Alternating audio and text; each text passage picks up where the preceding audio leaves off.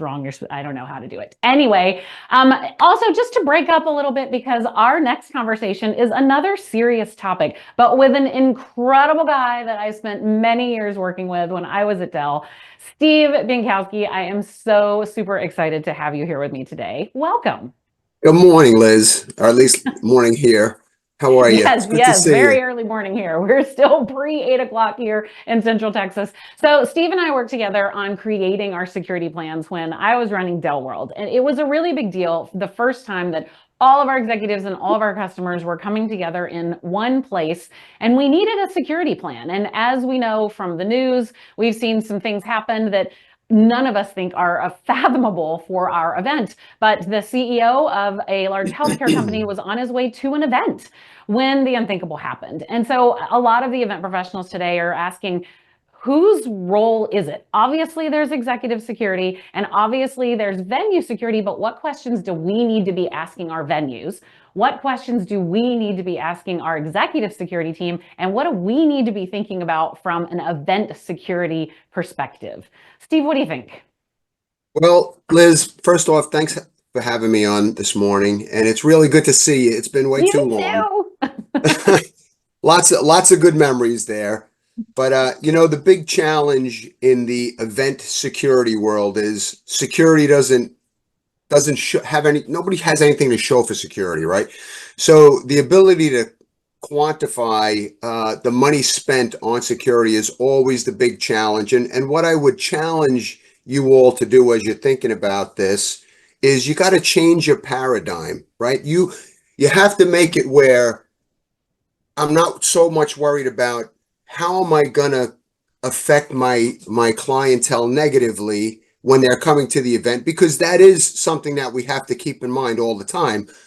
But the thought that I want you to have is, how safe can I make my clients feel, right? And most people today, especially in light of world events and certainly in New York City, local events, right? You want to feel safe. Yeah. You want to go to a place where you look around and you go, oh, I see that there's security. Oh, they brought me through a checkpoint. Oh, they brought me, they checked my ID. I'm not amongst strangers here.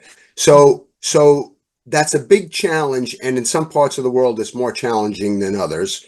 But as we're going through this, I just want you to think about that paradigm shift for you and for your customers. Awesome. So I know you've prepared some things that our folks really need to know. So I'm going to turn it over to you and let you take us through how we should set this up, how we should think about it, and who we should be talking to. Perfect. Thank you, Liz. Yeah, so I put these, I just put a couple of slides together that are talking points.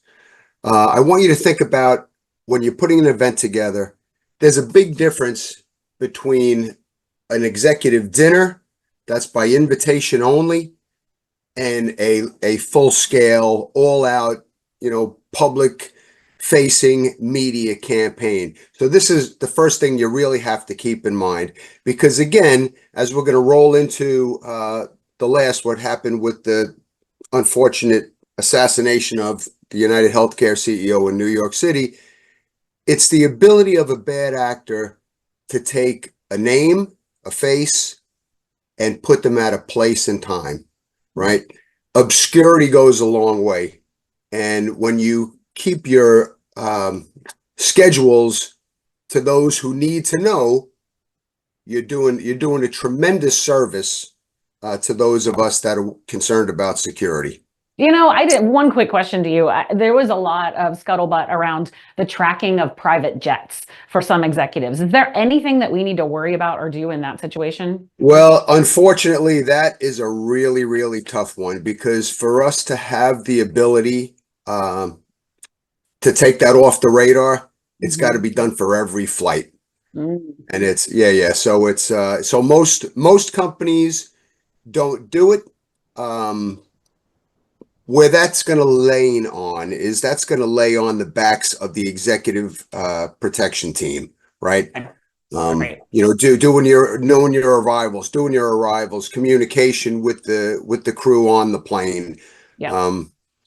Yeah. So that's one of those things, and there are gaps for sure in security. Now, knowing that the plane is moving doesn't necessarily know who's on the plane, right? Right. So a CEO may have his own plane, a company may have their own plane, but they move around empty many times. Okay, Right. so again, it's those that are at the hangar, that are at the FBO, receiving. Those are the ones, the advanced team. Those are the ones that really lies on the backs of.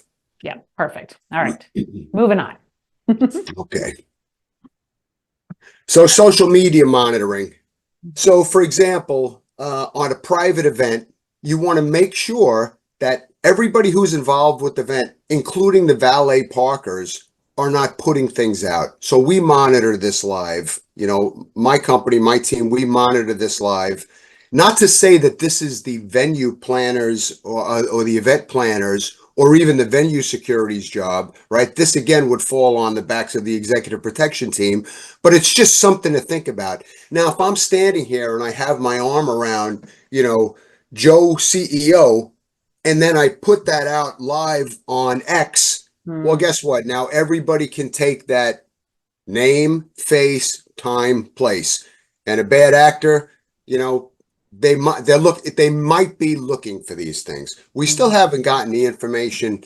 The NYPD hasn't released the information yet on exactly how this kid was able to track him. But I mean, it's pretty obvious that he was going to an investors conference, and he knew he was going to be there. Could there have been, somebody tipping him off when I don't think that's going to turn out to be the case. I don't think there was a second person, but it's possible, and the other thing to think about is, aside from social media, is people's ability to socially engineer. One of the things that I like to preach to the people that are working at my events is, listen, if somebody comes up and they're asking you too many questions, and those questions aren't making sense, and they're not one of our guests, even if they are one of our guests, right? If your spider sense stands up on the back of your neck, tell somebody.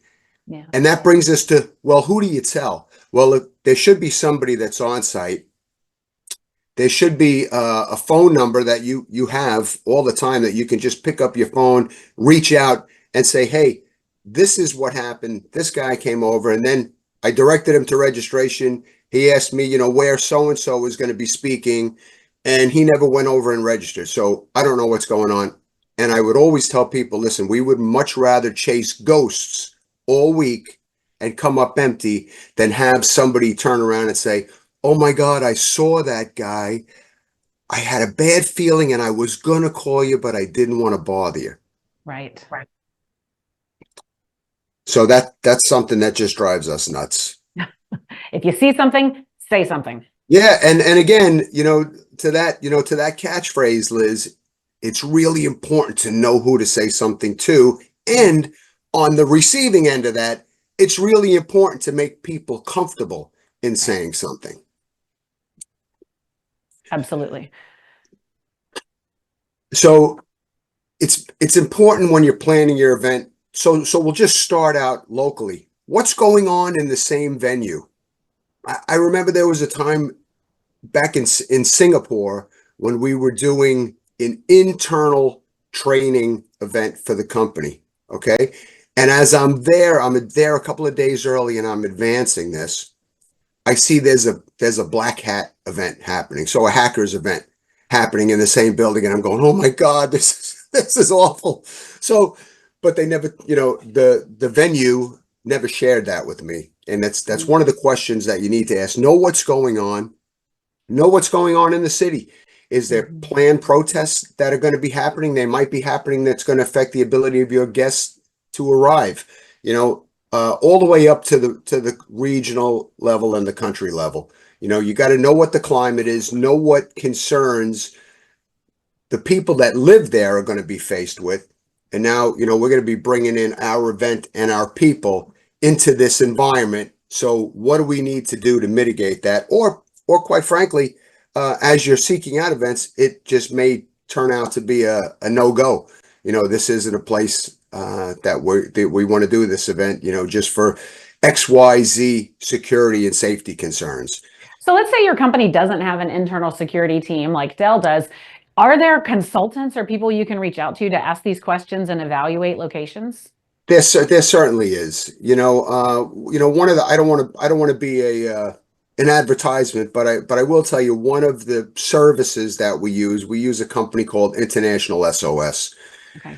and we use them for a lot of things, mostly on the medical side, but we do utilize them for some security intelligence gathering. So basically, they do assessments globally, and you can reach out to them. If you're a member, if you subscribe to them like we do, you could reach out to them, and you could actually get a security person that's on the ground there, and then you can discuss concerns. But for sure, Liz, there's quite a few companies that are out there that maintain a database, but nothing can be beat.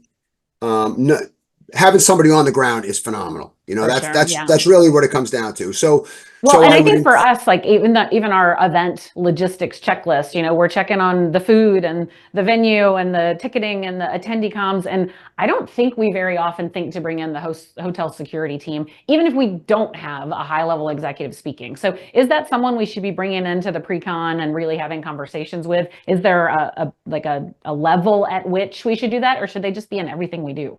So I would tell you this. I can tell you from experience that when you go to a venue and you personally engage with the security director, it's too often that I said you all, do you see that? You're I've so been in techy. Texas a while now.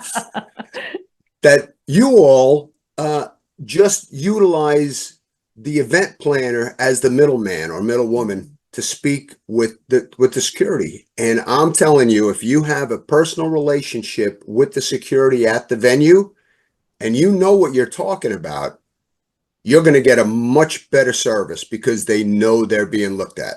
Yeah. So you're right on point there. That's one of the people that during your advance, you want to go and have a set of questions for security.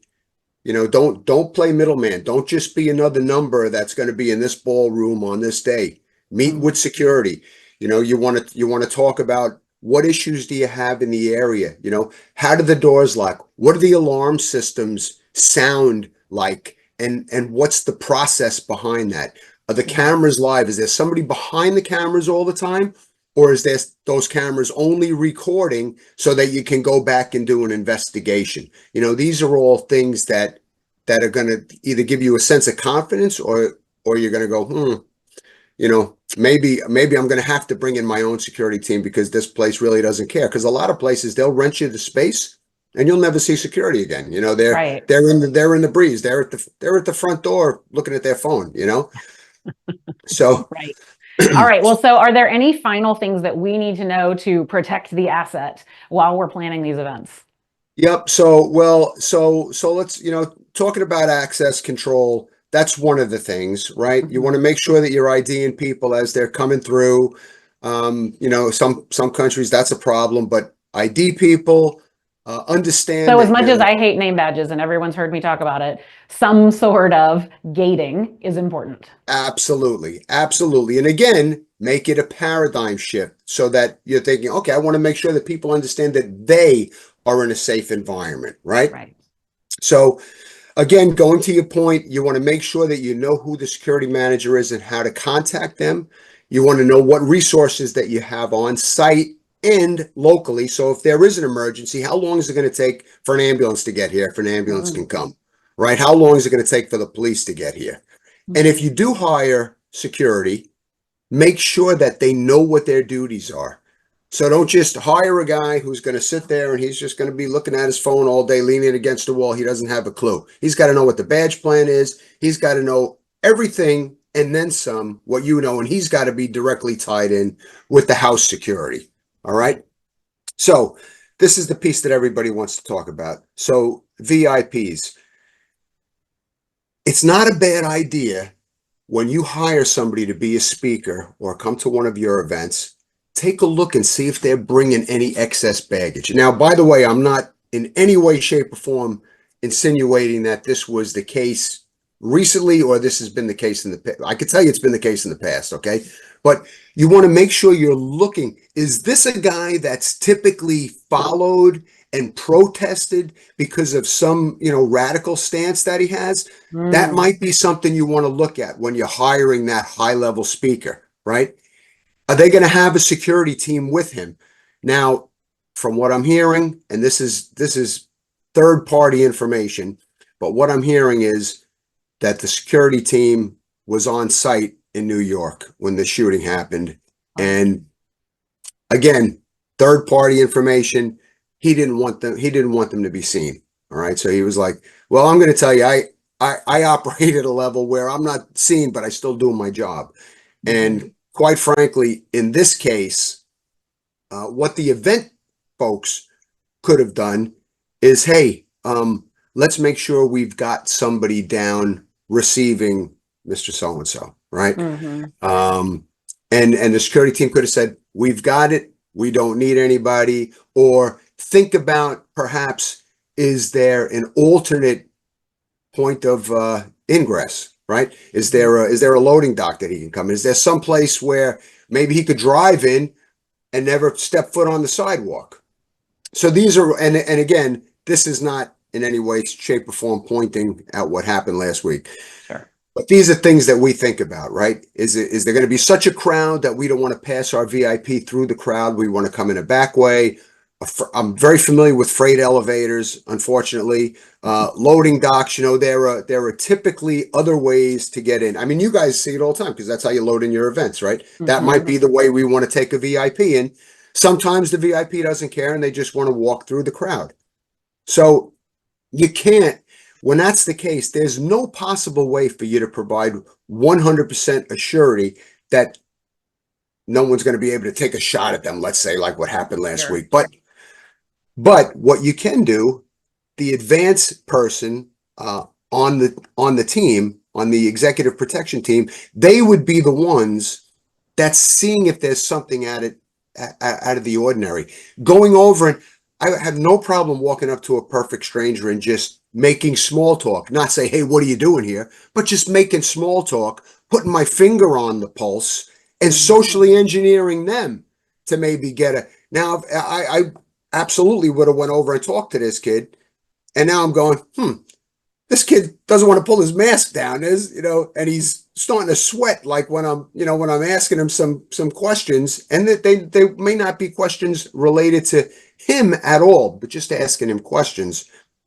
Uh, I would have a finger on the pulse. I'd get on the phone. My communication would be good, and I would say to my arrival security, this ain't the way we're going to go. We're going to take the alternate entrance. There's this. I'm not happy about this kid that's been lingering around out here. Or I would get the venue security. Hey, maybe I wouldn't say anything to the kid. I'd go and I'd grab the venue security and say, hey, this kid hang around here all the time, and they would go and they would do the same thing that I would typically do. This is great, Steve. I really appreciate you spending some time with us today. I know this was a hot topic, and thanks for stepping away and popping in. And would it be possible for you to share these slides with us so we can share them with our Sure, community? absolute, Unbelievable. thousand Thank percent. Yeah, you so I'll much. send It's it over to you, Liz. great. It is so good to see you. It's Thank you for great this to see you as incredible well. information, and I can't wait to hang out soon. Absolutely. Have a happy holiday, everybody's. Thanks so much, Steve. Take care now. Okay, so we are talking about protecting the asset.